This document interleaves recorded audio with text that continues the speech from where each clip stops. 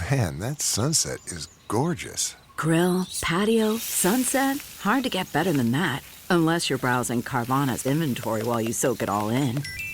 Oh, burger time. So sit back, get comfortable. Carvana's got thousands of cars under $20,000 just waiting for you. I could stay here forever. Carvana, where car buying meets comfort, meets convenience. Download the app or visit Carvana.com today. The comfort of your favorite seat is now your comfy car selling command center, thanks to Carvana. It doesn't get any better than this. Your favorite seat's the best spot in the house. Make it even better by entering your license plate or VIN and getting a real offer in minutes. There really is no place like home. And speaking of home, Carvana will pick up your car from yours after you finalize your offer. Visit Carvana.com or download the app and sell your car from your comfy place.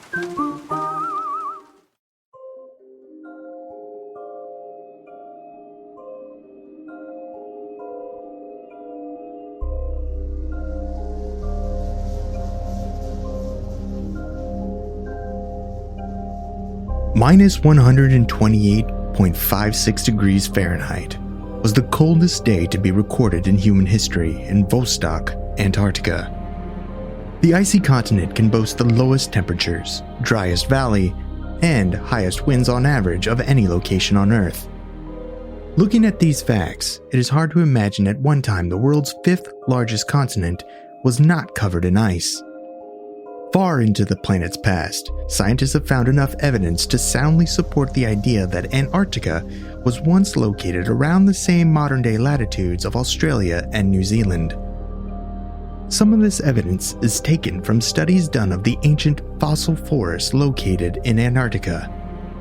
These remains of ancient plants have given scientists a whole new perspective on how plants evolved from some of their earliest ancestors.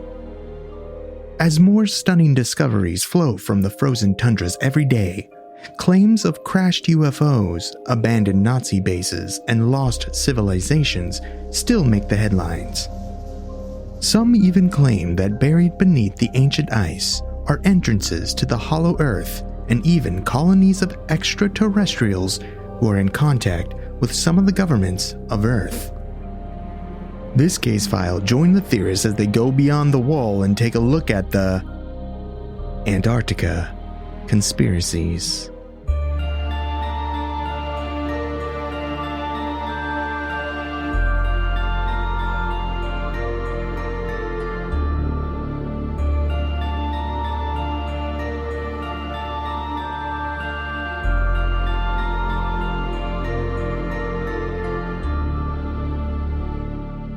Welcome to Alien Theorists Theorizing Case File 174, Antarctica Conspiracies. I'm Braden.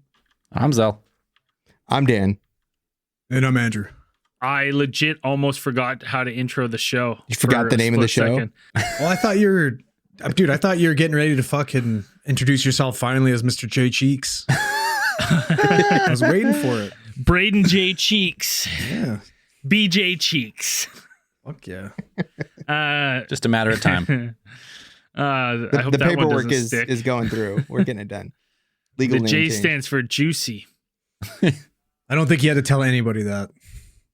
I think they all knew. Well, BJ Cheeks, Esquire. BJ Cheeks. Oh, fuck. Oh, that's amazing. I mean, Antarctica, everyone's favorite place to stir up some conspiracies. Before we really get into it, it's crazy, you know, when you really think about it, that the world's largest continent is, for the most part, largely unexplored, and most of it, you know, covered by 1 to 2 miles of ice. It's not the largest continent, I don't think. Isn't it the largest continent? No, it's I like think Russia's. no, like Russia's a country. like Africa is way bigger, but it's I think huge. it's the largest continent. No, it's like 1.5 times. It's like 50% bigger than the United States. So but it's still a huge chunk of land either way. That's just sitting there, almost completely covered in mile deep ice. Yeah, I guess so. But still, it's Yeah, you're right. it's Yeah, huge. It's huge. It's pretty big. Yeah, you're close. You're close. That's oh, and you know what? I forgot before we even start. I've got to apologize. I was a little insensitive last case file. I've taken some heat. So, you know, for some things I said and noises I made to referring with people who elongate their skulls. So I apologize, Zell, to you foremost for offending your people. I'll accept it. On So behalf we're of all good. the people with elongated skulls. On behalf of everyone with elongated skulls, I accept your apology. This is a genius way to get over criticism. You can definitely, you know, like the noises are okay with Zell, but you just can't compare it to a vegetable. Yeah. Because then that's when you get in problems. You start comparing heads to other round edible objects. Starchy vegetables. Yeah. Then we have problems. You got a problem. Got problems. All right, well, let's get into this one. Got lots to go through. This is one submitted by the fans. Also, we should mention. That's right. We have a fan vote once a month where the fans decide what we talk about on Patreon. So if you're not on our Patreon, get on there and you can have your voice heard. Dictate what case files we do once a month. Yeah, we take a poll of what we should do, then we choose the top 4 or 5, put them out there, and Antarctica Conspiracies top the list for good reason. I mean, there's dozens. You can go dozens of different ways with Antarctica. So we're going to try and smash out all the main ones today. Right. Antarctica, everybody's favorite holiday location. You know, if you, you know, if I can interest you in some summer vacation property down there, you know, contact me. I'll hook you up. Because who doesn't want to live in a place that has 99% of its surface covered with ice? It actually is estimated to hold about 90% of the world's ice. You probably can find your neighbors will include about 70 permanent research stations, which are scattered across the continent and represent about 29 countries from every continent on Earth. So you have, you know, there are Norwegian, Russian, US, everybody's down there checking it out, partying on the ice. I'm sure ice raves monthly happens. Of course. You know? So there are tons of I want to say legitimate, but there are tons of scientific mysteries about Antarctica. There's stuff that we don't know or we have found and have yet to explain through normal with the scientific community. So you have places like they had discovered this one special phenomenon, which I thought was pretty neat. I learned about the Ross Ice Shelf singing. Oh, apparently yeah. the Ross Ice Shelf makes this very unique sound. And for a while, scientists didn't know exactly what was happening. But then they, you know, after a lot of observations, they found out that this is actually generated by wind, that the constant blowing wind that's like 20 to 30, it can get up to like 20, 30 miles per hour. And there's just like constant wind, which sounds super pleasant, I'm sure. And that wind blowing through across the crevices and things like that generates a sound. It's very, I heard recordings of it. It's very creepy. I don't know how you could tolerate that, you know, just that constant, like, woo. I'm going to play one and I'm going to claim fair use because this is a scientific thing. So we're going to play a little Ross Ice Sheet Shelf singing. Here we go. So let's see what it sounds like.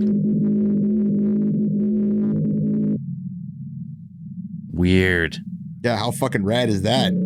Like that's what you hear like at night with your own ears? Yeah, if you're outside. I guess so. Yeah. If you're far away, I'm sure that's probably like real close, but if you're far away, it probably sounds a little bit different. But yeah. That's cool though. It's a very awesome occurrence. Sounds like some weird like 8-bit synth. Weird sounding synth. I'll have to try and replicate that Zeltron next song maybe. Right. Synthwave is the voice of the earth. Voice of space. Voice of space and Antarctica, I suppose. Super cool because it's in Antarctica. What's the definition of that? It's just like off the ice shelf creates this like reverberation that just does that. Right. So like the constant blowing winds that go across Antarctica. It's where like just when you have a bottle and you go. yeah, it vibrates the ice to make that certain. Yeah. Gotcha. There's You should another sample that for Zeltron. That was really good. Yeah. Brandon. Someone It's clipped fucking that. Identical. another interesting site is the Polania Hole, which is a 31,000 square mile hole in the ice. We're not exactly good-looking sure hole. what it's caused by. Just a hole, just no ice for whatever reason. Just a void in the Just a ice. big hole. Predator I think hole. it's filled with water, I'm sure, but I think the main theory is that it's caused by like the So is it a cenote then? no. Ooh. No, it's not a cenote. It's Too just bad. like it's by the constant like the warming and refreezing of ice. There's just like a big hole there. I think it's filled with water at this point. Sometimes it gets filled with water, sometimes not. But they're still studying things like this. The next one is the most metal sounding mystery called Ooh, I know what this Blood is. Falls. Dope. It's cool if you've ever seen if you've seen footage of them. It looks like just blood's pouring out. It's because it is. Do not explain what it is, Dan. It is a blood waterfall. Let's just leave it at that. It's fucking metal. Leave the science out of it. Yeah, Antarctica's fucking cool. spewing blood. It's Oh, yeah. unknown. No one will ever know what knows. We don't know what causes the blood fall other than it's blood. Yeah, it's metal. 5 stories of blood. Yep, shooting out of Antarctica. 5 It's stories. flowing all the way from the rivers of Babylon. That's where it fucking pools. If you want to know what actually causes it, you can look it up. It's actually a Hashtag cool, look it up. strange phenomenon. Probably won't explain it. It's probably more fun if you look it up. Another amazing thing that they're finding recently is that there are these what seem to be these huge lakes that are underneath the ice. So these miles and thousands of feet of ice, and underneath these there are unfrozen lakes of water that have been essentially sealed off for millions of years. And so scientists are just now getting down to these. I believe 2018, 2019, teams of scientists have actually gone below the ice or gotten into some of these, gotten footage of the organisms and the multitude of life forms that live within these frozen, these unfrozen lakes miles beneath the water. So they're actually populated with lots of invertebrates and things like that. And it's I'd really imagine cool. that's where the blue eyes white dragon's from. Yes. Living under there. Makes sense. Just an It checks out. Well, did they actually get in? Because I know like the most famous one is Lake Vostok, like under the Russian base. And yeah, like 2 miles under the ice, there's a giant lake. It's like 4 times the volume of like Lake Ontario or something. Yeah. So it's like it'd be in the top 20 biggest lakes in the world, completely sealed for, they don't really know exactly how long, but like, let's say 1 million, like it's never been opened in humanity's timeline. So you have a completely sealed environment. And they drill into the ice and they found markers of like methane and other stuff that would show like life. So did they actually get through? I didn't read that far in, but I'm pretty sure they've gotten through and gotten footage of like what is down there. And it's mostly like invertebrates and things like this. And a lot of creatures that are related to the ones that live on Earth now, or perhaps distant relatives of the creatures that inhabit these things. But this to scientists was amazing to find, because this shows, I mean, when you think about it, there are tons of places on Earth where you wouldn't expect to find life, but you do. And so this also gives hope to not only, biologists on Earth, but like your xenobiologists, people thinking about the places, the frozen moons of Jupiter, for example. Life could exist there in these, these almost freezing waters. That perhaps life could be there, could live there, exist. Wait, so just like humans do, we decided to drill into an untapped environment, releasing God knows what through that hole. Yeah. Well, no, I remember reading a couple articles where when they found these lakes, there was like a big debate about how to approach it, like how to not affect, how to make sure that we wouldn't adversely affect these closed off ecosystems. Cause I think there's always that, scientists are worried about making some sort of unintentional impact on these ecosystems. So I remember reading about that, but you put like a little robot down there or something, just kind of and somehow like automatically seal the hole when you drill through, and then take a look. I mean, something. They say this happened in what'd you say a couple of years ago? It took that long for that coronavirus to filter out from this deep hole. Yep, coronavirus is from the Antarctica. You heard it here first. Heard it here. That's cool though. That like untapped environments. They like this is like a pretty like scientists studying like lakes on possibly like Titan or like other moons think it might be a similar ecosystem, because like deep under the ice you have liquid water that's, you know, habitable, like trapped. Yeah, like so it could be that they're studying this because they're studying this because they think maybe that might be a similar stuff that you might find on those moons of Jupiter and Saturn. So pretty cool. Right. So those are the scientific mysteries. Now we get into a little bit of the darker side of the mysteries, the wonderful world of Antarctic conspiracies that surround one of the world's largest continents covered in ice. Of course. So first one, of course, this is Antarctica is the resting place of Atlantis. Okay. That's one. This one is usually supported by theorists that try to make the point, or they always mention the point that Antarctica was not always covered in ice. It was we not. know that. Yep. That was also millions of years ago. From what we know, what we know, scientists have studied, it's been millions of years since Antarctica was not covered in ice. That's the leading theory right now. Yes. Well, I mean, this one goes, we talked about it, I think we've talked about it briefly before, but Charles Hapgood and his theory of crustal displacement. Sure. Who was, this guy was legit back in the day, and he like had a forward mentioned by Einstein, who like was like, his theories, like, you know, he has good theories, at least he said that. So his theory was pretty much that the amount of ice at the caps with the spinning of the Earth every so many thousand years would cause a sudden and catastrophic shift, like of maybe up to 30 degrees. So because you find those the evidence of like woolly mammoths frozen solid with food in their mouths in the north.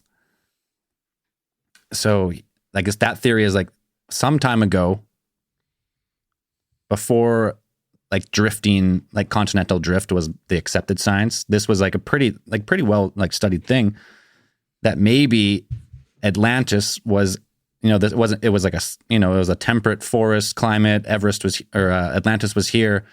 The crust shifted either through this like the crustal displacement or some type of pole shift, and then relatively quickly freezing and covering Atlantis in ice. So it would have to, like when you explain like with mammoths with food in their mouth, it would have to be like some type of like a flash freeze then, wouldn't it?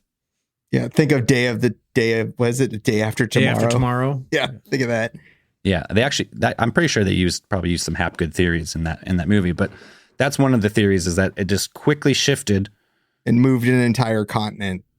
Just the whole thing, just 30 degrees, just boom, snapped, and then all the water would rush in and then freeze relatively quickly, and then boom, Atlantis. Move a whole continent. Hey. Smash it into Einstein Antarctica. Didn't say it was a terrible idea. He just questioned if the weight of the ice would be enough to do it. And ever since then, it's obviously not a leading theory, but it's in the history books. I look at it as, I'm like, you know, like everything that I've learned of Atlantis, you know, through whatever children's books and Disney movies. Yeah. Right. We always assume that it's submerged underwater. Right. But maybe that's been lost through translation of, you know, throughout history. And it is maybe buried under this ice. Like, you got to remember, there's some places in Antarctica where, you know, the ice is 1 to 2 miles thick. Like, imagine that right now covering a city of like any like metropolitan area with 2 miles of ice. She gone. Like, one, it's gone, and two, like the weight of the ice is going to destroy absolutely everything. I wonder, like, is that too deep for LiDAR to be able to fucking image? It's a good question, because they did do that ice penetrating radar in Greenland to find that Hiawatha crater. Yeah. And I know they have found other craters under Antarctica that they think actually might have also been part of the dinosaur extinction, not just the one in the Yucatan. They have they actually have evidence also not only of the dinosaur extinctions, but they also are studying there are actual petrified forests in Antarctica from the time of the Permian extinction. Wild. Well, and then to bring it back to a fucking previous case file, though, but was it like 2014? They found those elongated skulls,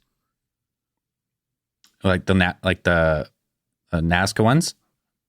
They found elongated skulls in Antarctica. They found them in Antarctica. Yeah, I'll pull up the article. Oh shit! Right, like, and that, which is cool because it kind of leads, like, you'd like to think that the Atlanteans were an advanced civilization if you buy into everything that we talked about when we did that case file. You know what I mean? And then what did we find in Göbekli Tepe? Elongated skulls? Like, it'd be pretty fucking cool if you could tie that shit together. Oh yeah, I never seen this before. In the Shetland Islands, they found a skull. I thought they found 4, but I could be wrong. Well, you're probably right. I just did a quick search, but BBC.com, the bones that could shape Antarctica's fate. How fucking cool is that? Oh, so we got like a pre-Diluvian. We talked about it, those skulls in Peru and Caspian Sea. What I would like to know is if we could find out the difference between, remember how we found the skulls that obviously were proof that were binded, and then the skulls that we found, I think it was the ones in Peru. I forget the name. Dan will remember, I'm sure. Paracas skulls. The Fracas skulls that look like they were naturally elongated. They looked much more uniform, at least, for sure. Yes. Yeah. Like, I'd be interested to find out if these are the more uniform looking skulls or the ones that, like, have evidence of binding. So maybe there was, because there is parts of, like, what's that little panhandle on Antarctica? That's like really the only place that's not fully covered in ice. So maybe, that would push humanity's timeline back way farther if you go with the accepted science of millions of years of covered ice. But that is cool that they found skulls. That's actually really sweet. Right. I mean, it's all pretty obvious.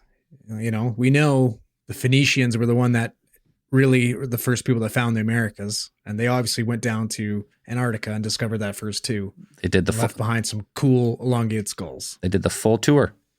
They did it all. Amazing people. Just to bring it back to Atlantis, do you guys think, like, right now, say Vancouver, if Vancouver there was a flash freeze, I'm just hypothetical, and it was covered in 2 miles of ice, 2 miles thick, like, is there anything in Vancouver that's going to sustain that weight? Like, if you think about where it is, it's on the flats, or is it all just going to be crushed and pushed back into the earth? Well, if it was like a flash flood and flash freeze, it might be preserved, but the melting and subsequent, like, glacier grinding it down when it melted would grind it to dust, probably. That's what I think.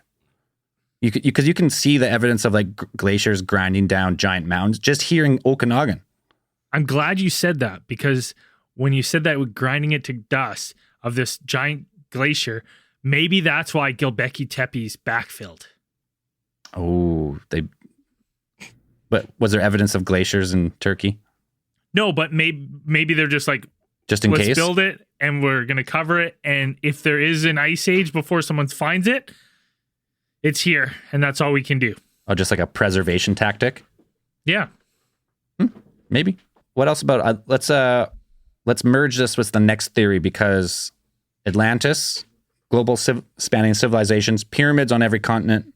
Now you have the theory of pyramids possibly in Antarctica. Yep. So you have this place called the Ellsworth Range, which some people have observed some of these strange looking mountains, have interpreted these images as actually being evidence of pyramids, or that these are perhaps the tips of pyramids. Now, these structures would perhaps be would have to be about 4,000 feet tall. And this would be about 10 times the height of the Great Pyramids of Giza. 10 times? Yeah. Oh, so we're talking the progenitor pyramid, the greatest pyramid ever built. Yes, if they were artificially built pyramids. So the Atlanteans in Antarctica built the first pyramids. Crustal displacement pushed the Atlanteans to spread over the earth, teaching pyramid building and megalithic structure building, slowly dying off because they were not able to breed with other humans because they had those elongated skulls. They weren't the double sapiens we are. That's what you're saying, Dan? I'm saying that those are actually mountains. Well, I mean, what about how about the Princess Elizabeth research station so nearby To study geologic formation, like what? Pyramids. All right. Well, here, Dan, I'll give you a weird one. In 2016, Buzz Aldrin actually visited the Princess Elizabeth. In November, late November, he went, Right. And then they had to fly him out early, right? Because he had a health problem. Yeah. He had a health issue. Something happened to him there. I think it was altitude sickness. Yeah, they were saying something like that. And they had to rush him away. Now, in December 7th, 2016, he posted a picture on Twitter of that mountain range or pyramid structure, and he said, "We are all in danger. It is evil itself." And then that tweet was later deleted, same day. Say that again? We have a copy of that tweet. We are all in danger. It is evil itself. And he posted a picture of that specific mountain range in Antarctica at the base he was visiting. Oh. So he tweeted it that day? No, he tweeted it December 7th. So he was already back in civilization. They'd already medically evac'd him because they medically evac'd him end of November. So probably like around November 25th, around that time. Sure. I couldn't find a clear date. And then December 7th, he posted this tweet. And December 7th, he took that tweet down. How old is he now? 86. 86. Okay. Huh. Right? I'm just saying it's an interesting take from, one of these people who's explored everywhere, who's also said he's seen aliens, right? That's true. So this pyramid you're saying is 10 times bigger than the Great Pyramids of Giza. Giant pyramids. If it is a pyramid. Good choice of words there, Zell, because how much bigger are the Nephilim than humans? Bigger. Giants. How much bigger? I don't know. What if these pyramids were built by fucking frost giants?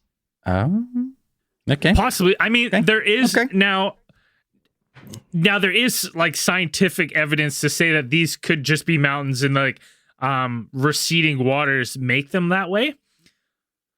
But I mean, the Buzz Aldrin shit to me, I'm like, well, that's kind of weird. Why he posted a picture of that pyramid structure, of like the front facing pyramid slope. We are all in danger. It is evil itself. Hey. I mean, even just exclude Buzz Aldrin's fucking random senile tweet. Just the fact that there's pyramids, like Zell said, on every continent in the fucking world. You know what I mean? It would not be surprising to me that there would be pyramids in Antarctica, especially if we have proof that it wasn't always fucking covered in ice. So I'd also like to mention that tweet also has apparently contains a number of visual cues that shows it was altered. Well, we'll have to. We'll see. You bringing that shit before you fact check it on here, Braden? We'll see. What are you doing? You found that on Reddit, didn't you, you fucker? No, I'd No. actually heard it before, and so then I pulled up the tweet archive, and then I had found the story of him being medically evac'd, and then I looked at the dates. That's where I got it from. So you mean to tell me that there's a Twitter archive, as in somebody has all the stuff we've tweeted from all time? Yes. Well, Yeah, I mean, that's terrifying. There's also the Wayback Anything Machine you put can on the use. internet, it's there forever. Forever. Yeah, have you never heard of there's actually like a group of people that just archive stuff on the internet? Yeah, the Wayback Machine, man. That's all it does. Yeah. You can go look up your old Nexopias. We need to burn it down like the fucking Library of Alexandria. pull up Let's Andrew's tear that MySpace shit down. page. Now- I never had my dude. Do you think I knew how to work a computer back then, Dan? Get real. Do you know how to buddy. work a That shit computer is- now? Still don't. I'm learning. I'm learning. Now, bringing it back to the pyramids, also, John Kerry had traveled to the South Pole to become better informed about climate change. Kerry was the highest ranking U.S. government official ever to visit the South Pole at the time. And lots of people are saying they don't understand really sending the top diplomat to the farthest reaches of Earth to see ice. Well, I thought he was a huge climate change guy, though. Wasn't he a huge He is. He's advocate for actually, it? I think he's the US's UN envoy to for climate change now. Yeah, and didn't he went there with fucking Prince Harry? Like, what do you think? Him and Prince Harry are uncovering some fucking super secret fucking Antarctic weapon, or like? No, it's just interesting that these people's powers have interest in going to these research centers close to these these pyramids or mountain structures. It's photo ops, man. Kate Upton went to fucking Antarctica for some fucking sexy pictures. What sexy pictures? Yeah. I forgot. Antarctica, the world's sexiest continent. Exactly. Nothing sexier than snow pants and a bikini top. I dig it. You might be right. Yeah. Okay, we got a lot of conspiracies to cover, so let's go to the next one because we got an expert. We got a guy who's been on the ground.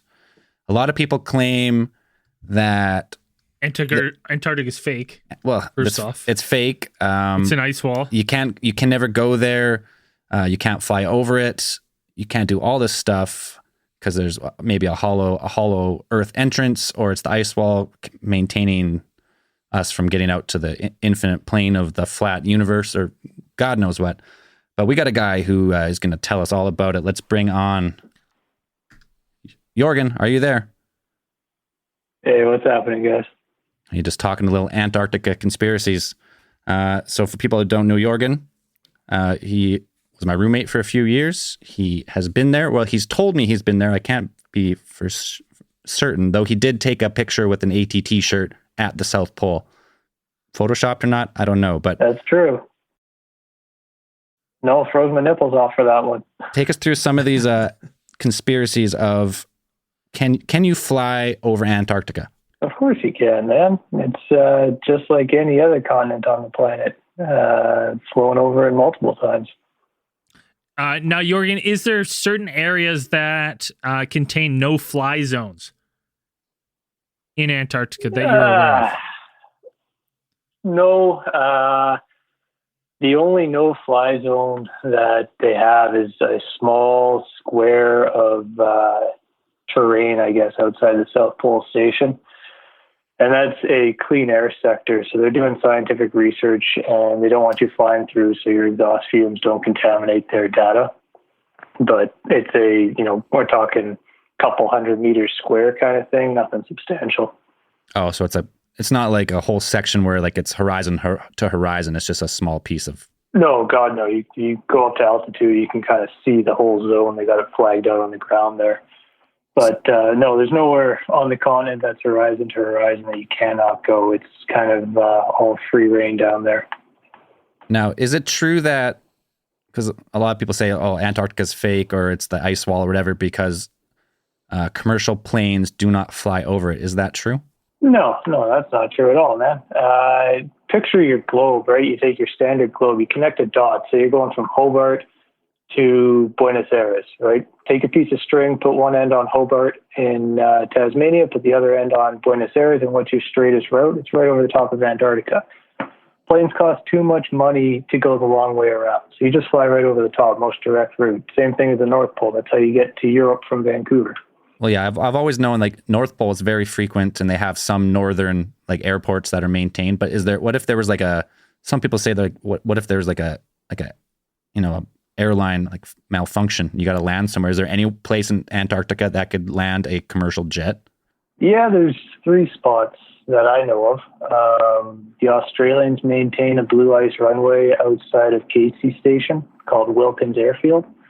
The Russians have a blue ice strip in Novolazavetskaya. That's kind of just south of Cape Town. That would be able to handle it. You can fly a corporate, private people fly in there all the time. They run Aleutians down there. And then Union Glacier, which is out kind of toward the Antarctic Peninsula, they also got a blue ice strip that can take a commercial plane. Right. So myth busted. There is commercial jets that fly some routes over the South Pole. Obviously, much less than North Pole because, South Pole's not that but populated. This is according to one source. That's true. So Jorgen, please answer the question, the most important question. Is Antarctica the sexiest continent? Oh, without a doubt, man. I've been there. There, see?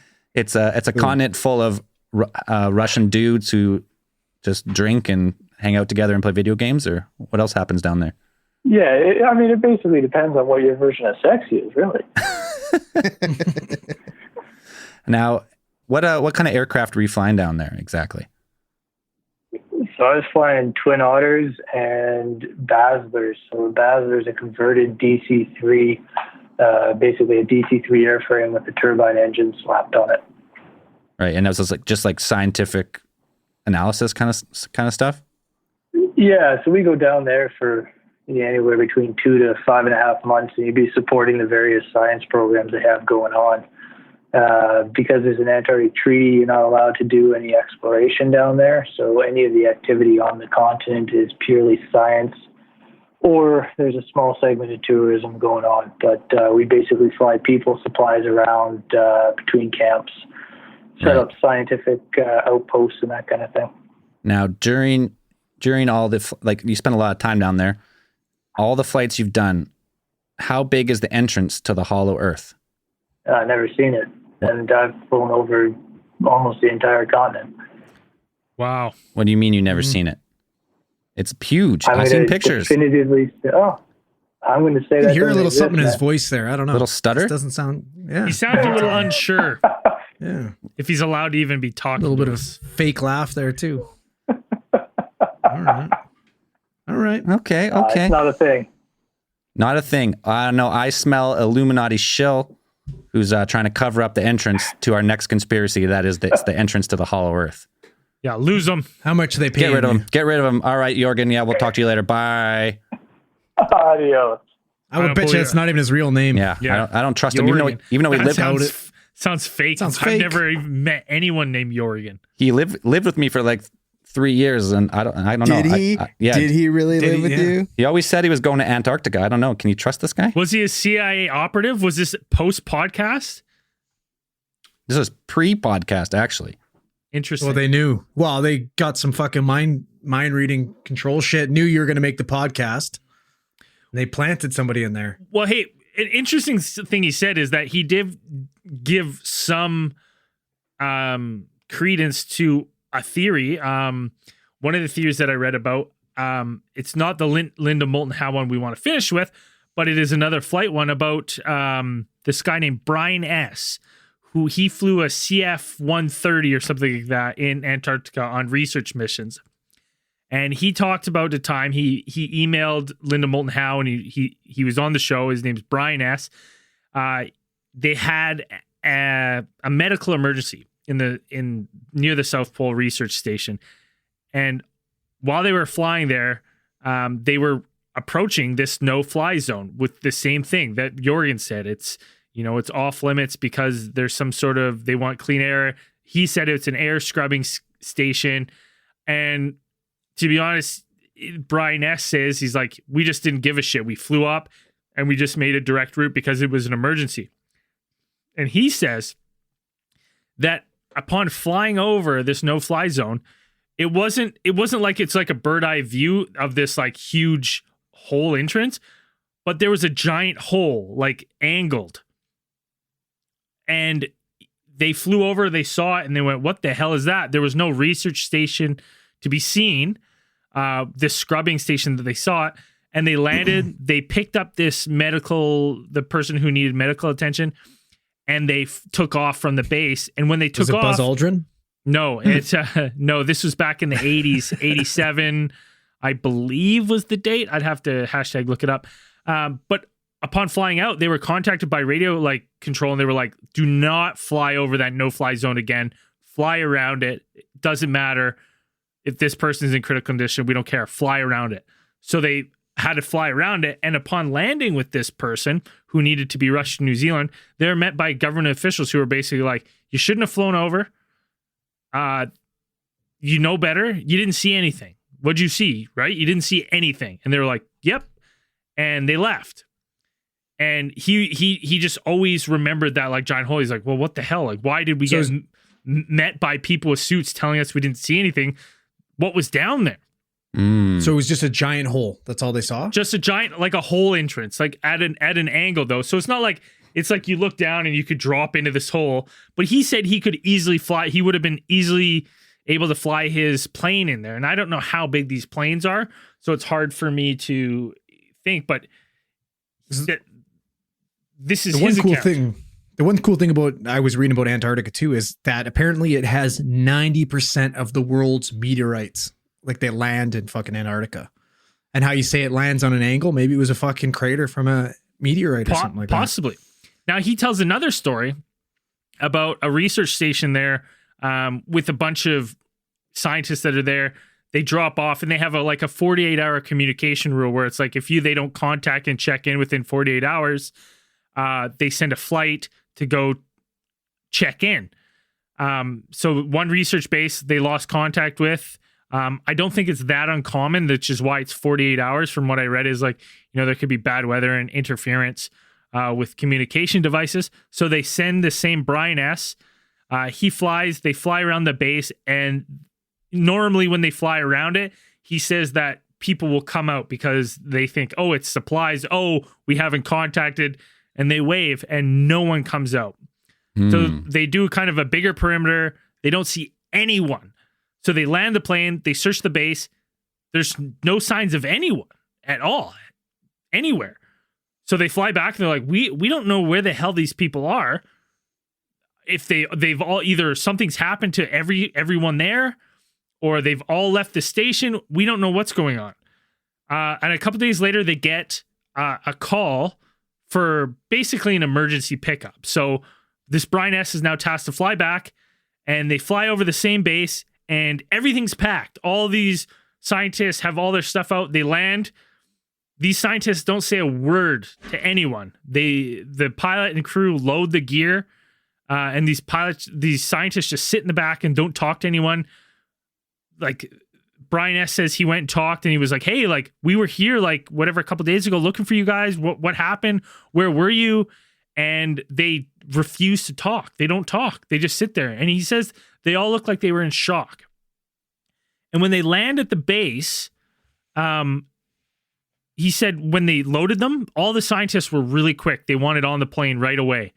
They got on the plane, they took off, and when they landed, none of them really were in a hurry to get off.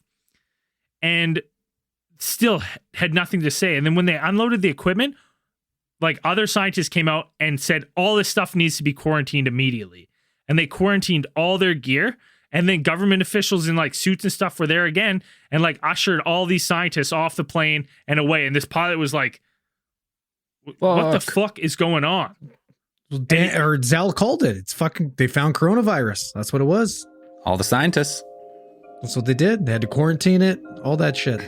Okay, so I like this theory a lot. So, but before we continue, because we got a little bit more on Hollow Earth and then a few more theories, let's take a quick beer break. And we'll be right back. The comfort of your favorite seat is now your comfy car selling command center, thanks to Carvana. It doesn't get any better than this. Your favorite seat's the best spot in the house. Make it even better by entering your license plate or VIN and getting a real offer in minutes. There really is no place like home. And speaking of home, Carvana will pick up your car from yours after you finalize your offer. Visit Carvana.com or download the app and sell your car from your comfy place.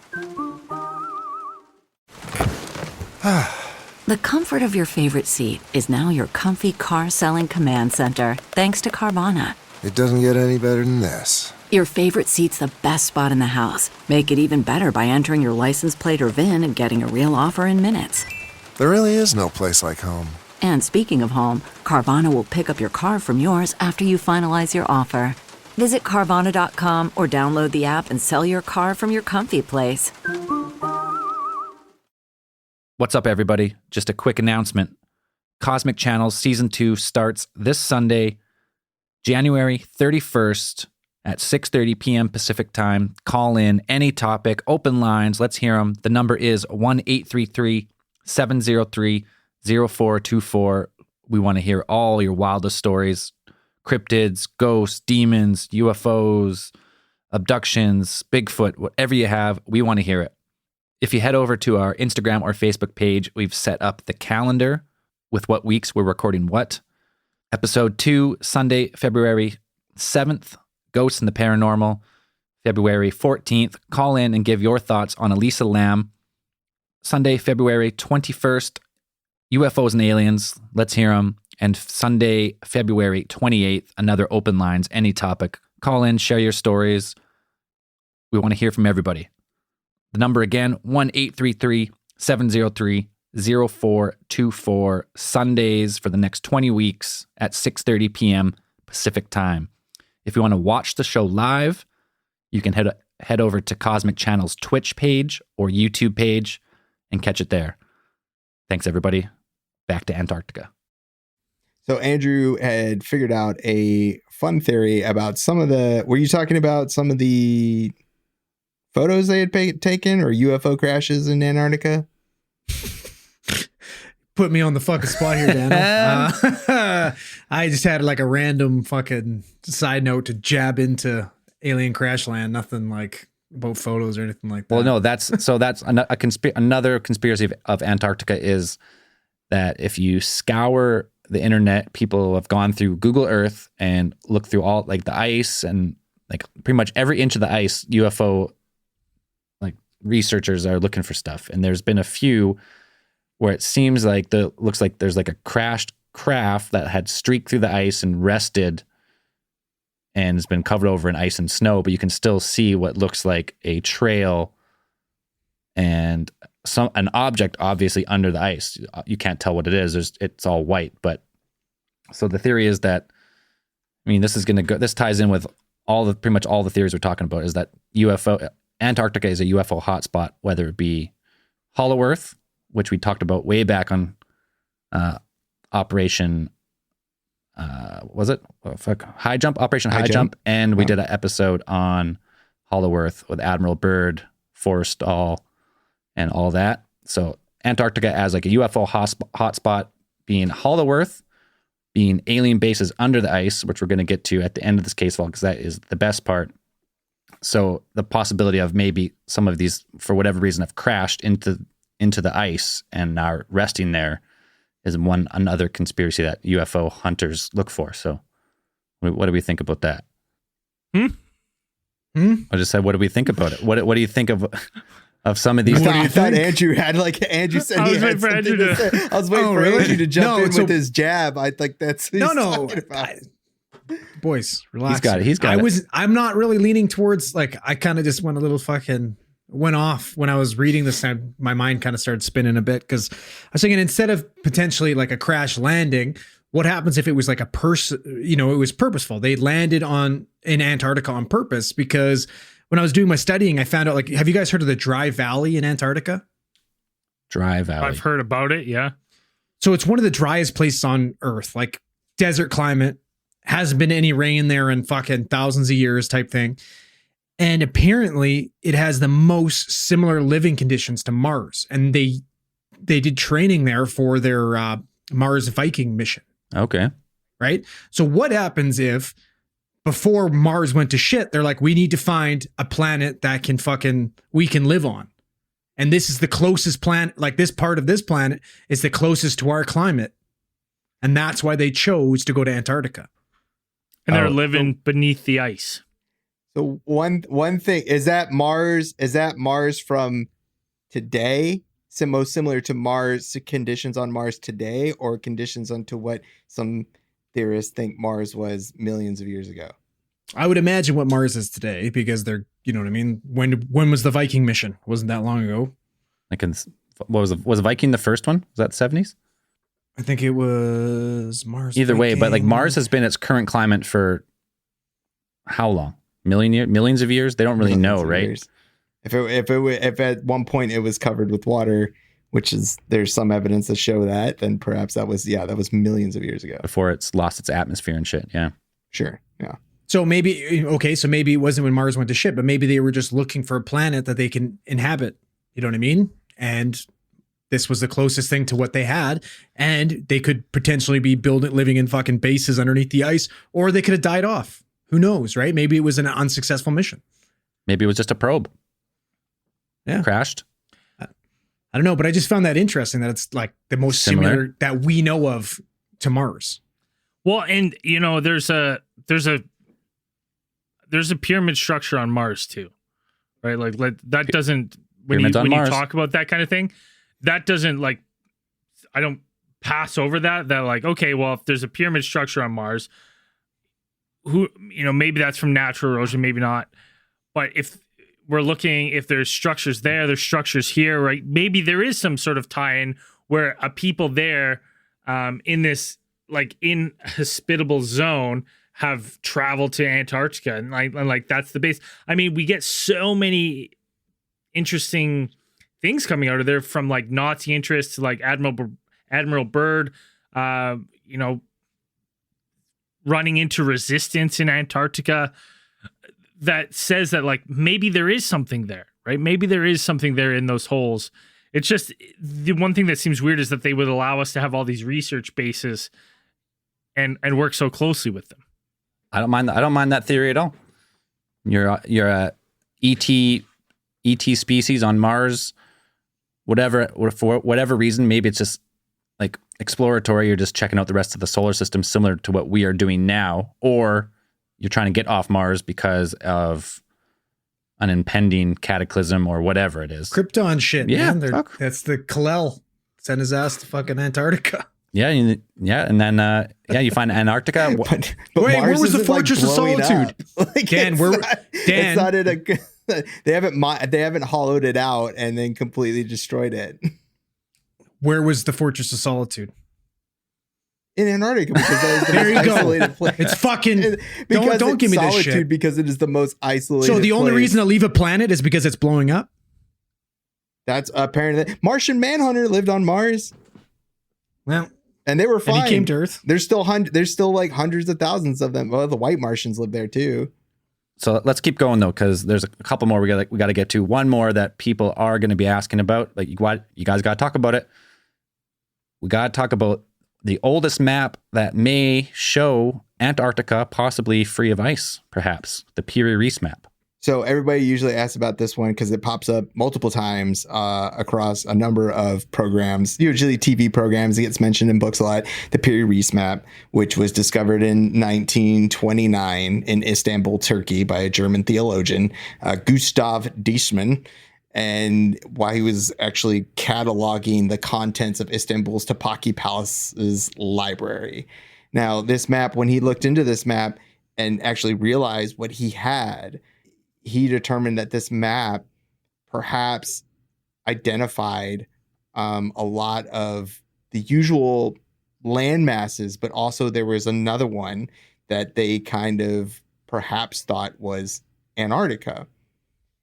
Now, if it was true that this map had actually shown Antarctica, it would like kind of set things back because it seems to be something incredible that they have perhaps found. So this actual map, which measures about 35 by 24 inches, it is currently in pieces, which is sad, but you can actually, I don't think you can actually see it. I don't think it's actually on display at this point. Now, from what historians have put together, that this map was put together by an Ottoman Turkish admiral in 1513, and he had taken, from what they have seen, actual evidence of notes on the map is that he had taken more than 20 or more maps from different cultures, different city states and things like that, and actually put them together into one map. So now, along the bottom section of the map is what people kind of point to. I think you talked about Hapgood. Yep. Yeah. Hapgood cites this one as I know this is like one of the kind of like the cruxes of one of his books. He talks about this one, that it appears to show, or it resembles this landmass at the bottom.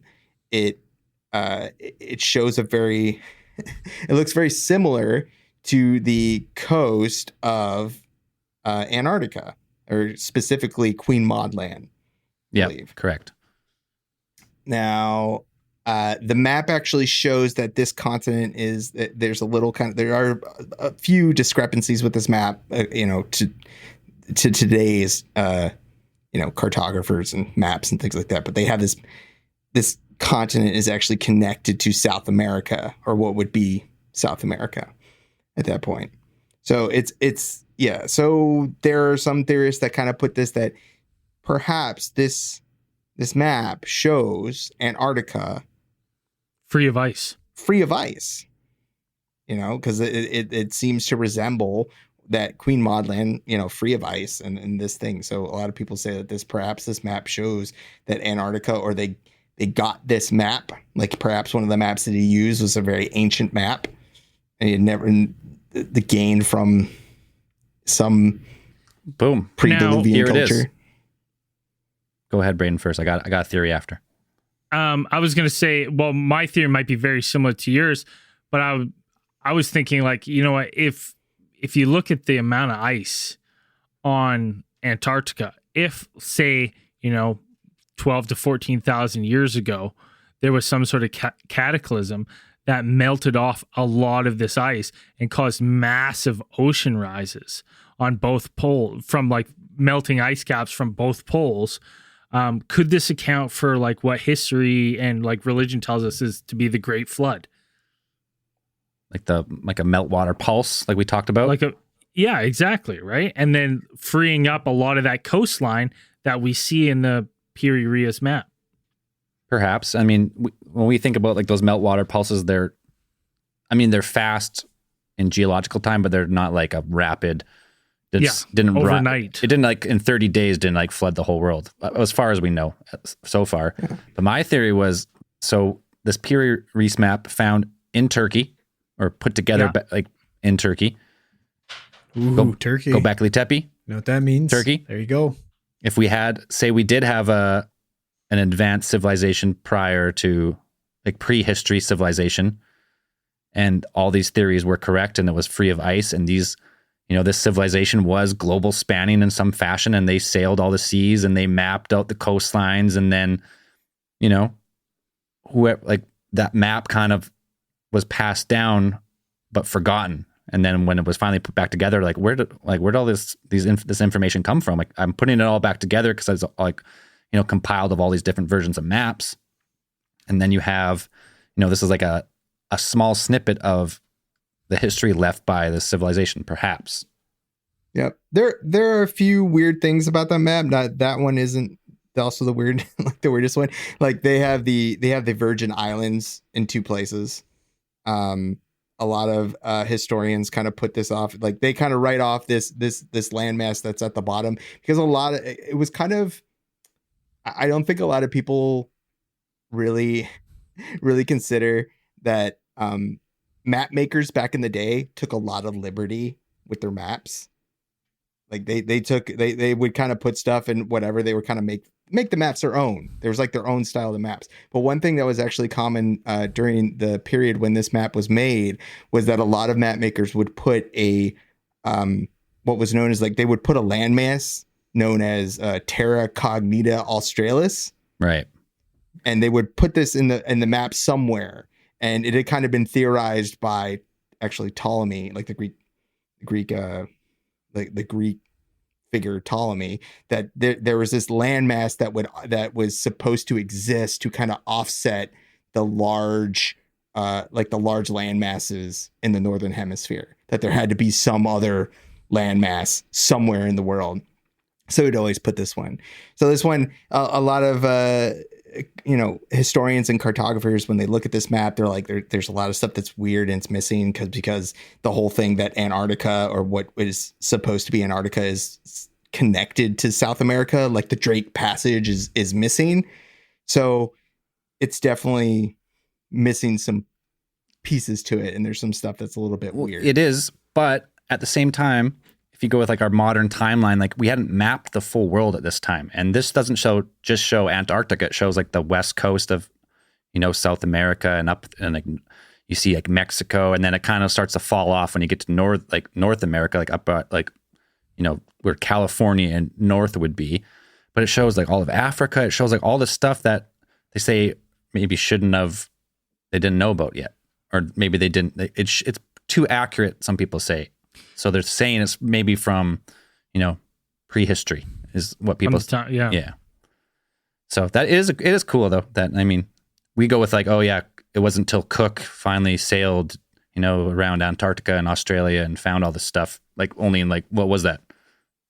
1770s. right? Like not that long ago. And then you got a couple hundred years before you have this mapped out. And so Instead, we have this badass map on an impala skin. Yeah. Fucking who knows when. but yeah, I don't know. It's cool. If you never heard about it and are interested, go look it up. The Piri Reis map. There's also other maps that we're not going to get to today, but that seem to be out of place in history, but for another time. This was the coolest one. Coolest one. Okay. All theories lead to aliens. And when it comes to Antarctica, Lyndon Moulton Howe, as Braden gave you a quick one earlier, one of her interviews, she gets even deeper with these two whistleblowers she calls Spartan 1 and Spartan 2. So what do we know about these two characters? Well, first off, the most interesting thing about these two characters is that Linda Moulton Howe claims to have met Spartan 2, who introduced her to Spartan 1. And I'm like, well, why isn't Spartan 2 then Spartan 1 and Spartan 1 Spartan 2? Like, this makes your organization of their names is very confusing, Linda. Maybe that's his real name. It's not even a placeholder. It's not no, that's his real name. Spartan Maybe that's 2. their designation. Yeah. Pretty much Spartan 1. We'll start with Spartan 1. So we're saying that there's the scientists and they're extracting them and stuff, but Spartan 1 is boots on the ground guy, and he claims that there is a gigantic structure under the ice, or mainly under the ice, but some of it above the ice, with like 23-foot doors that are 18-foot thick. And during his mission, I think Spartan 1 was a Navy SEAL, if I'm not mistaken. And Spartan 2 was some type of Marine. But pretty much his story goes that, I mean, he emailed Moulton Howe and blew the whistle about all the stuff. So that's how we get it. But he pretty much says that on his mission, he seen this door and he touched it and it opened and he went inside. It was like a huge room with a huge ramp, and it like went down to this gigantic room with like 20-foot ceilings. And he goes on to say that it's a 3-stage compound. The doors don't have standard hinges. They're like on pivot points that you can open with a finger. Some shitty security they got there. And he said there was like an ambient glow seeming to come like from like a backlight of the wall. Like, and so outdoor temperatures like minus 40 Fahrenheit, he claims. But as soon as you open the pivot door, it's like standard room temperature. Right. And be interested to see what their heating bill's like. Right. And then he claims that like there is strange like glyphs, like hieroglyphs that, well, obviously he doesn't know what they are, but he's like, they don't look Egyptian, they don't look Aztec, but he claims them as glyphs. And what he claims is like perhaps above the door on like top right of the door, there's like this chart. And through his research, talking to like astronomers and astrophysicists, this could be a star map of some kind. So, I mean, that's how the story starts with Spartan 1. Thoughts? Well, to me, that's so interesting. The one thing I like about this story is that you have someone here who's witnessed something that they claim has astonished them. And then it's not like he's just going to Linda Moulton Howe and being like, here's the deets.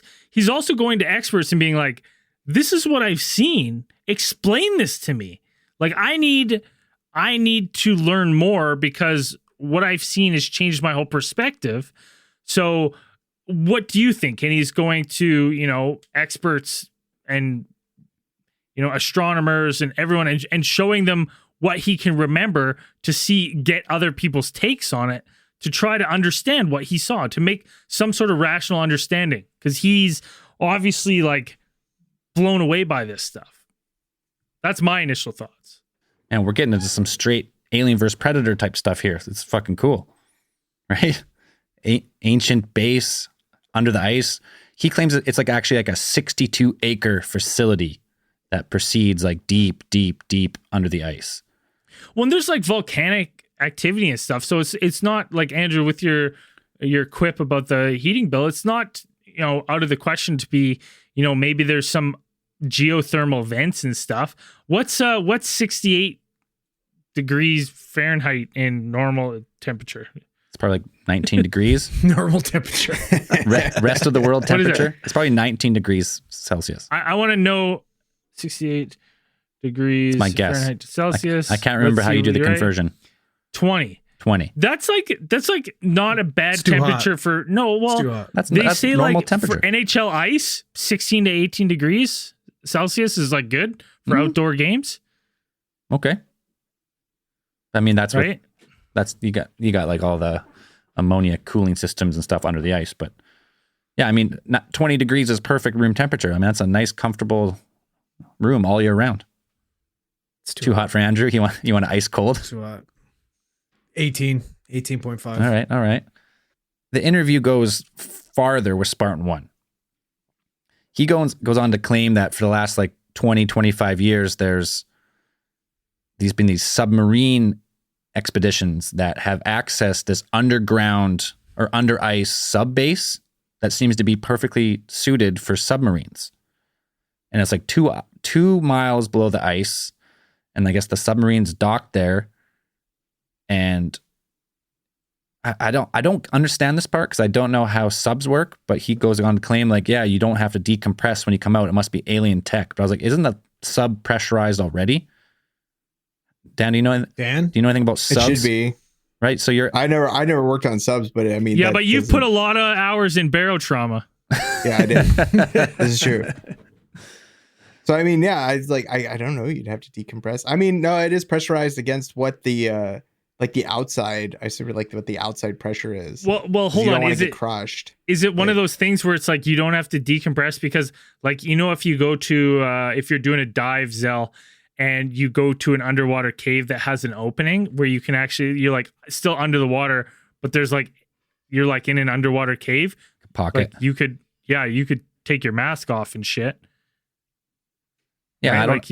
I don't know, but I mean, when you're diving though, like the pressure of the water is on your body, but you're in a sub, like the pressure of water is held out by the sub, and then the inside would be pressurized. So I don't know this part. So let's just skip that part. We'll say it's alien tech. But instantly, when you start talking about this, now this ties into, you know, the Nazis having a real interest in Antarctica, and you know we hear about these, we hear similar things about like some sort of Nazi like underwater base, and maybe that's what Admiral Byrd and Operation High Jump were going to find out as well, right? And we knew that they talked about Antarctica being could be the biggest threat of like aircraft going pole to pole. Right? So is this Nazis have underground water bases? Well, no, but that was a theory. That Hitler was very interested in Antarctica, and they potentially sounds like it's fucking like real life Cobra Commander here making his giant fucking. That's amazing. I mean, what if that is Cobra Commander's base? It could be. I can send in Duke. Send in shore leave and Duke. Oh, shore leave. Yeah. Now, Spartan 1 goes on to claim that OSI. Little Venture Brothers reference, if you get it. If you don't, you got to do your homework. So Spartan 1 goes on to make more claims about not only does this like these hieroglyphs and this style of base that he explored under the ice in Antarctica resembles, now we're going to get into a little, you start going secret space program on the backside of the moon. They found similar structures with similar glyphs, he claims. And this is, so now these structures are connected, and this is the pretty much how he I'm not sure I can't remember if it's Spartan 1 or Spartan 2. This is, if you want to. So he got access to both the pictures of the moon base and this one. Well, this guy obviously has Q level clearance. This guy's got a lot of, if you listen to him, he's got clearance and he's got knowledge because he claims that the base on the backside of the moon has the same type of design and structure and glyphs on it as the base in Antarctica. And did you say anything about the base on Mars? Well, they were talking about, he did mention Cydonia region of Mars and about like the face and stuff, but. And the one on Venus? He didn't get to Venus in this interview at least in whatever made this edit. We didn't hear about it. Sure. So. And the one on Jupiter? I mean, we're going to try and get Spartan 1 on the show. I'll fucking mute his voice. I'll make his voice all crackly and he can come on. So pretty much this guy, he's blowing the whistle saying there is a secret alien base and it goes on in the interview to say it's the progenitor race of humanity. And so we are getting straight into Alien vs. Predator, like Alien Covenant. He claims these people they're human-like with like bigger, much stronger. Well, that was Prometheus. I mean, That's all same. Alien Covenant was Adam making. And mentally, Shitty aliens these things that are dance. mentally superior. Yeah, but it's the Wonder same when, universe. Like, did the movie come out before this guy? No, after. No, way after. Prometheus came Statements? out way after. Okay. But like, he claims they have larger skulls. Yep. Ooh. It does worry me that he doesn't say elongated, because I'm like, I like to jump to like, oh my God, they must have had So the they elongated found skulls. remains of this progenitor race in the base. No, they're in contact with them. Contact. So he claims that there's multiple races of ETs, and these are allies, and there's other ones that are obviously more dangerous, but he did not elaborate on And who the or most what they are. convenient way for them to live among us is under a base in the ice, 2 miles underneath the ice that can be accessed by submarines. Well, you only have to know where it is. You have to have a submarine. It's hard to access. So, I mean, the general public's not going to know about it if you're in contact with the military. Just saying. Unless you got Spartan 1 and Spartan 2 fucking ratting on them. Right. Fuckers. So, I mean, that's where it goes. Now there's also Spartan 2, who's really Spartan 1, but their name's Spartan 2. I don't know. It gets confusing. He's the first Spartan to meet Linda, but for some reason named number 2. Name's Spartan 2. Maybe it's, you know what? She probably named them like we named Rick 1 and Rick 2. Interchangeable. Rick 1's a nice, well, Rick 1's a nice one, Rick 2's the shitty one. Yeah. So that's probably how she tiered them. Well, when you're doing the interviews and you mute the voices like that, or you distort the voices, you kind of get them mixed up, and then in the final script you mixed up the numbers. You said, fuck it, it's good enough. And you know what? Maybe for safety reasons, Doesn't matter. Is there a chance that it's the same person and she's just done this to kind of add a layer of confusion? Perhaps. Can't reveal her source. Yeah. Or, I mean, he's taking a big risk being a whistleblower on one of the biggest secrets of the, human history. And, I can't imagine that there would be a lot of people that were privy to the meetings of the ETs and these scientists. Is that correct? Like he went in a sub full of probably with, at least 100 other people operating a nuclear sub. No, he wasn't actually on the sub. He just knows about the subs. Oh, he just knows. He just knows about the subs and the base. But he met these aliens? He has not personally met, and I don't think he has not personally. No, he just knows about the aliens. He just knows about the aliens. Whistleblower. He has a friend of a friend who's talked to them. These are his words, not ours. We're just we're regurgitating here. So Spartan 2 goes on to make even more claims similar in nature to Spartan 1. I'm confused now. The Spartans. Fucking Spartans are making claims. Just call them the Spartans. So the John Spartan. Spartan 2 goes on to make more claims about the Space Force and how it's all connected. He goes on. He even goes on to say like Oumuamua, which is, I mean, Oumuamua was what's that? It was an asteroid, the first ever like ET object to come from outside our interstellar object. Yeah, and it came into our solar system and it slowed went around. down. No, it came and then it sped up rapidly around the sun, and then it has like a lot of physicists and like astronomers being like, it's a topic of great interest because it's never happened before. But this guy says that the Space Force, which he was not part of, but he knows that Oumuamua was actually an ET craft, and the Space Force, he calls it I think they call it like Joint Space Command or something, but they actually landed on Oumuamua. Yes. So, I mean, this is where this interview goes. So they got the Spartans making all these claims about alien bases under Antarctica. It gets even crazier. I don't know how far we want to go, but they start talking about portals. So how fast was Oumuamua traveling when it came through our solar system? It started at like 65,000 kilometers an hour, and then it sped up to like 95,000 kilometers an hour. But that would be no problem with Joint Space Command having alien technology on their ships that can travel that fast, right? I don't know. Probably not. And match that trajectory exactly. Oh, it'd be no problem, I'm sure. Maybe. The only thing that I had with this is that when he's talking about this, he doesn't even say Oumuamua. He goes, "Yeah, we landed on that Amoa or whatever it's I called." think he just goes like Mua.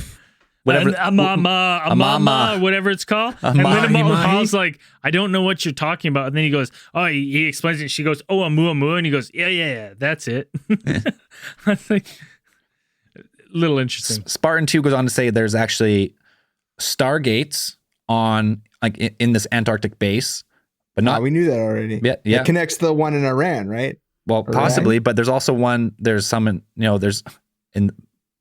The one I thought was the coolest that I would like to go find is there's one in Edmonton, Alberta, Canada here. So you're telling me Stargate, the movie, the Stargate SG-1 movie about the Stargate in Atlantis is, Antarctica is a documentary. Yeah. Could be. Okay. When was it that? Pops out in Edmonton, Alberta. Edmonton, Alberta? Oh, man. Or that giant hole that just opened up. Imagine how disappointed you'd be. You get out of there and you're in fucking Edmonton. Yeah. Middle of winter, it's minus 50. Like I came from Antarctica. Take me back to Antarctica. This place sucks. Wait. Is the climate in Edmonton similar to the climate on Mars? In winter. In the winter, yes. it is. Boom. Done. There you go. Put it to bed. Put it to bed, boys. We got it. Nailed it. Edmonton is populated by Martians. There's also 3 Stargates in Egypt and 2 in Australia. Biggest one, or the most interesting one, I think, is the one that connects Harp to Pearl Harbor. Pearl Harbor, which is visited by thousands of tourists every year. Yeah, and they want to go on vacation. It could be underneath. Makes sense. It could be underneath Pearl Harbor, like in some underwater base. You need a sub to get to it. Maybe Pearl Harbor. Work hard, play area. hard, boys. Anyways, so the last conspiracy, we gotta wrap this up sometime, but the conspiracy is that some type of ET race either has built or built them recently, or has built them a long time ago. They've been here for all of human history, or they built them recently in Antarctica under the ice. And Spartan 1 and 2 are the only ones to come forward so far. So, I mean, if we take them at their word, this is straight. Next thing you know, they're going to, a spaceship, Oumuamua is coming back. It's going to shoot a fucking high intensity laser beam from space. It's going to drill a perfect 33-degree hole deep into the bottom of this base where we're going to enter it, find the queen xenomorph, right? And we have Alien vs. Predator.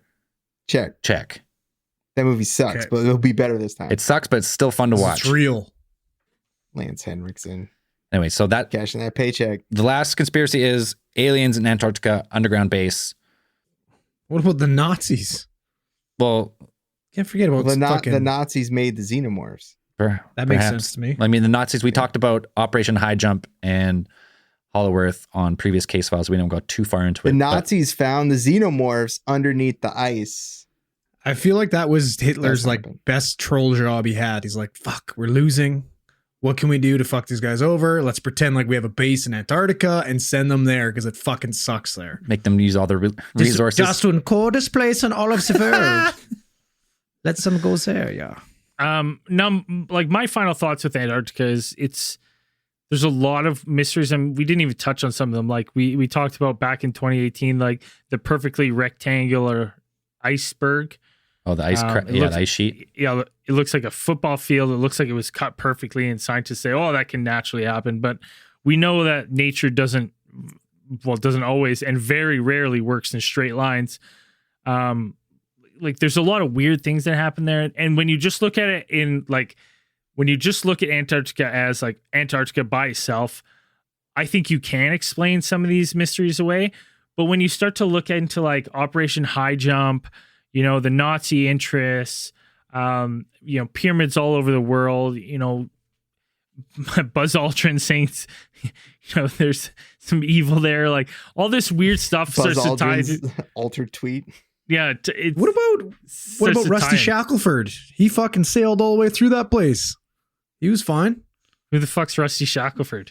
He's fucking the guy that got his boat stuck while he was sailing through fucking Antarctica. Who? Rusty Shackelford. Isn't that the fucking Dale Gribble's fucking alias in King of the Hill? Yeah, what's the explorer's name? It's like Shackleton or something like that. Shackleton. I know, but when you look at all these mysteries in a micro, I think there is something stranger than we know going on in Antarctica. And I think in the future we're going to find more very interesting finds scientifically, whether that be more artifacts or skulls, or maybe potential evidence of a ancient civilization.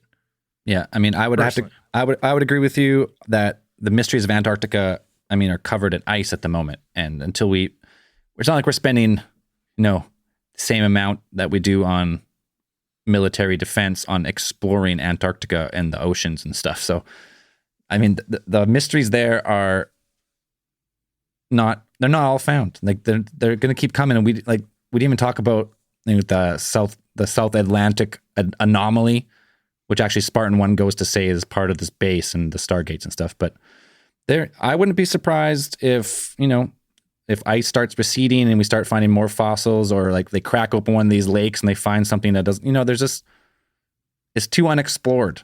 But as far as like hollow earth, I mean, I don't know how the earth could be hollow. We went through it before. I mean, giant caverns and like honeycomb tubes and structures through the crust and stuff, 100%. Maybe there's one of these like, giant caverns under the ice there. We'll find out. But as far, like, I want to believe Spartan 1 and 2 so bad. That would be awesome. All that shit, alien bases under the ice, stargates. But if you don't, first of all, you can't see his face. You can't understand his voice. It's been manipulated. And the only person who has any information is Linda Moulton Howe. It's hard. It's hard. We need more. We need more. Very hard. We need more. I mean, that's right up our alley on the show. Obviously. Hey, listen, Spartan 3 and 4, call us on Cosmic Channel Sunday night. First. Yeah, next case file, Spartan 3 and 4. Anyways, Andrew, what do you think? I'm kind of on the same wavelength as you and Braden, because you know what I mean? Like we have parts of our world that are way less fucking treacherous and way easier to access than fucking Antarctica, and we still haven't explored those to the fullest yet. You know what I mean? Like I could only fucking fathom what's there. You know what I mean? We got pyramids on every continent around the world, and we think we see pyramid-like structures there. They fucking probably are. You know what I mean? Like we're just starting to figure out LiDAR and stuff like that, and what's underneath the fucking layers and layers of sand in Egypt. You know what I mean? Like it's, you know what I mean? For the idea that there could possibly be an advanced civilization there. You know what I mean? You know what I mean? You know what I mean? Yeah, I know what you mean, bud. I know what you mean. I know what you mean, brother. Thank you. Dan, what do you think? Right on. I think Antarctica is a fascinating place. It's one of the coolest places on the planet. And sexiest. Inhospitable to a point, but life still apparently grows there. It can exist miles beneath the ice for millions of years. Absolutely amazing. We found so much stuff there already. There are dinosaur fossils have been discovered there. I mentioned the petrified forest there. They're actually helping scientists to understand one of the greatest mysteries of our planet, the Permian extinction. Like those are actually helping them to try and figure out what happened. Why 80 to 90% of all life on Earth was almost wiped out. Right. And like a geologic blink of an eye, where potentially our planet could have taken a huge turn at some point.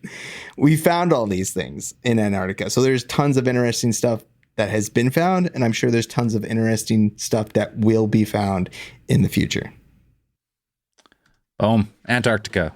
Mysteries unsolved. Ernest Shackleton. That's what I was looking for. All right. Why don't we get into a little bit of space news?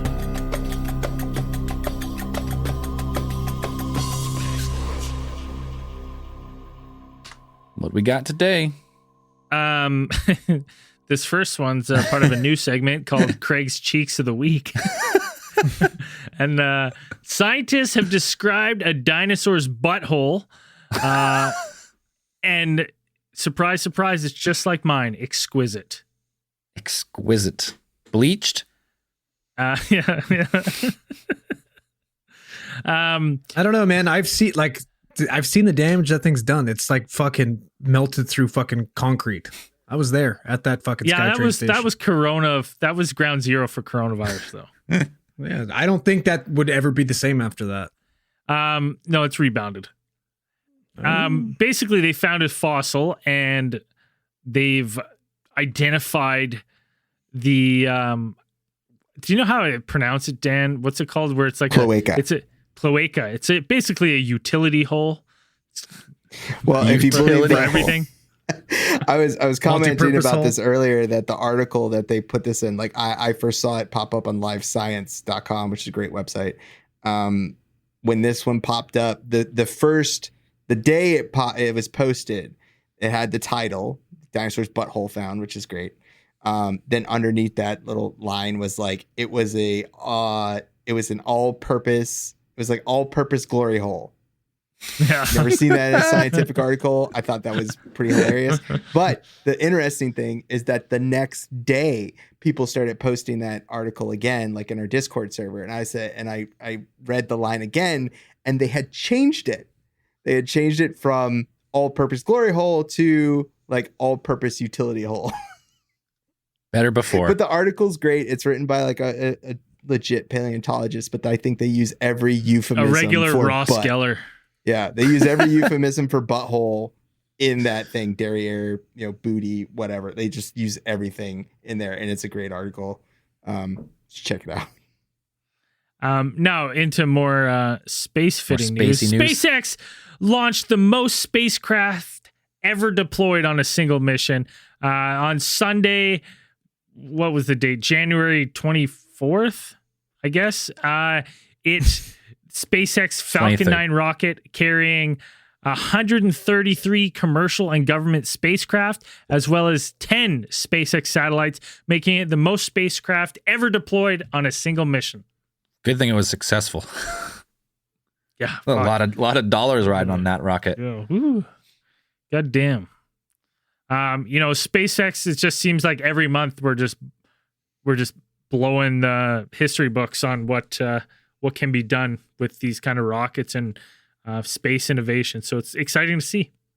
Yep, it landed back successfully on the drone ship. Of course, I Still Love You. The 5th successful launch and recapture of the same booster.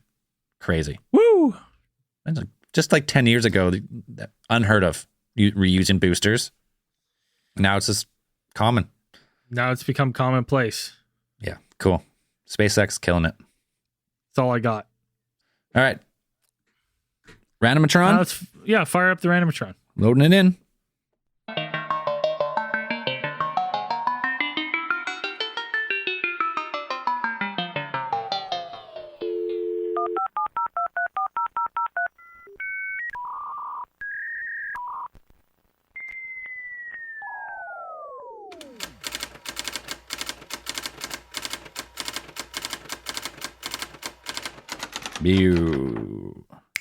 You got it.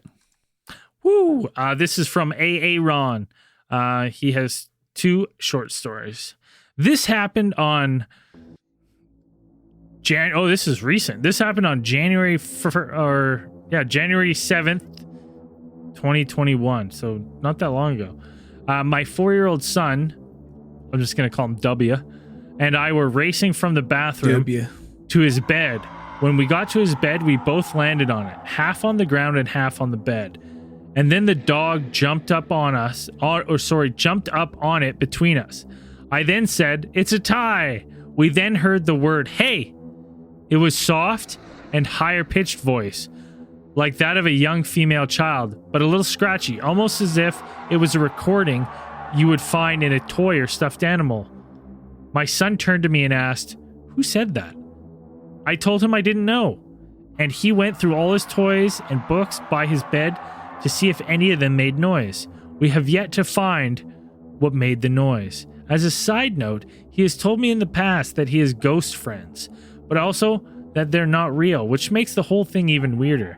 This incident happened after I, for 2 days in a row, unintentionally re-listened to episodes where you guys talked about the time where you heard the hello. Ooh. Additionally, but unrelated, when he was 2, he told me aliens were coming for him. Or aliens were coming to get him. And kids say creepy shit. I got a guy at work who I work with, and his daughter was like, "Haha, you're going to hell. Nothing you can do about it." Oh. And she's like 2, and then she just like fucking walked away, and he was like, What? Listen, that happens here. I fucking going up for adoption, bro. Fucking cut that shit. Hey, it's got another quick story. The next story takes place probably in the late 90s or early 2000s. I was probably between 9 and 13. One night, my dad and I were out stargazing, as we often did. And as we sat there, we noticed a light moving across the sky. There was nothing special about this light. It honestly just looked like another star, same size and luminosity. Other than the fact it was moving fairly quickly. It was moving from north to south, essentially. The light then went below the tree line, only to re-emerge seconds later, where it then flew off seemingly straight up and disappeared into the night sky. I don't know what to call it because it's not your typical UFO sighting. There was no visible craft or a multitude of lights, just one dot oddly moving through the sky. Maybe it was a UFO. Maybe it was just so high that the craft wasn't visible. Who knows? My dad still brings it up every now and then, so I know it wasn't just my kid brain making things up. Very respectfully, AA Ron. Well, thanks, cool. AA Ron, for sending those in. Cool stories. Cool story. Kids say the darndest things, don't they? The Creepiest things yes. for sure, man. I'm glad my kid doesn't make sense. It's just Not yet. No. Another 6 months. He says some things. Another 6 months. He's going to be telling you you're going to hell, and there's Dude, nothing you can do about already, it. But it's just gibberish. I'm sure he's telling me to go fuck myself, but I just don't understand it. It's coming. Don't you worry. All right, Theory of the Week. Who was killing it on the Facebook group Discord this week? I know there was. Are you asking me or? I was asking you. Okay. Well, you know what? I'm going to have a runner up, but because this fucking guy, he's too good. He's won it way too many times, but we can't deny him because he's putting out straight fucking gold. You can keep winning. He really you can keep is. winning Super Bowls if you keep performing. Yeah, this guy's the fucking Patriots of our Facebook group. So everybody, you know what? I enjoy your content, but everybody's gonna hate you because you keep stealing all the fucking Lombardi trophies, pal. It's Steven Estep with his fucking his fucking Barry Sanders meme. Barry Sanders. Have you guys all seen it? Bernie Sanders. Sorry, not Barry Sanders. Sorry, I got Detroit Lions on the brain. Yeah, it was great. He photoshopped them in to us when we were meeting Giorgio. Yeah, I mean, we got a lot That'd of be those pretty memes, rad. but that was like the first one we got, and it was just too perfect. It was gold. Yeah. Runner up, Jacob Crippen, because of his fucking Ninja Turtle memes on point. Nobody can dispute it. He finally named you as Raph. It's the most accurate one I've seen. I just, I can't. It's just a work of art. I feel like he's gaming the system because he's heard you say how much you want to be those kind of characters. No, I think he's just accurate. I think he's just a smart guy, very educated, knows his fucking TMNT. Yeah. And made the right call. Yeah. Simple as that. No, a lot of good stuff on the Facebook group. You can check it out. Search us on Facebook. Look for the group or find the link in the description. Facebook. Spacebook. Let's start a new one. Barry Sanders in the Spacebook. I took too many sprays. What did you do? That's what I want. I'm off the sauce right now, boys. Good for you. Feels weird, but good at the same time. Mainly, I got my sleep tracker. So I'm gonna do 2 weeks of tracking without it, and then I'm gonna do two weeks of tracking with it. See if it makes a difference. All right. If you're not on our Patreon, where you get all the bonus content, early access, all the other goodies, head over to patreon.com/Alien Theorist Podcast, or just look in the podcast description. Can't miss it. This week's newest Patreons: Ben Trigiano. Full year pledge by Kyle. Thanks, buddy. Ooh. Hunt Warness. Jeff Clark. Slayer Mundo. John Shanson. Michael Sully.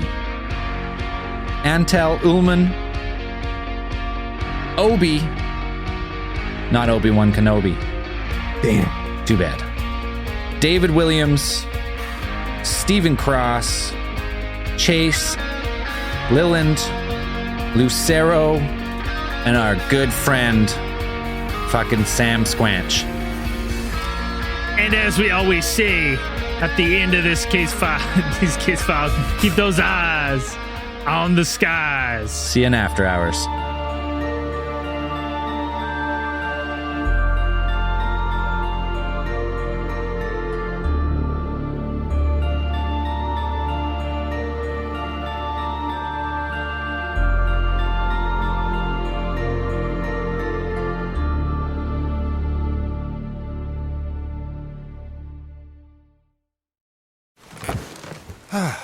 The comfort of your favorite seat is now your comfy car selling command center, thanks to Carvana. It doesn't get any better than this. Your favorite seat's the best spot in the house. Make it even better by entering your license plate or VIN and getting a real offer in minutes.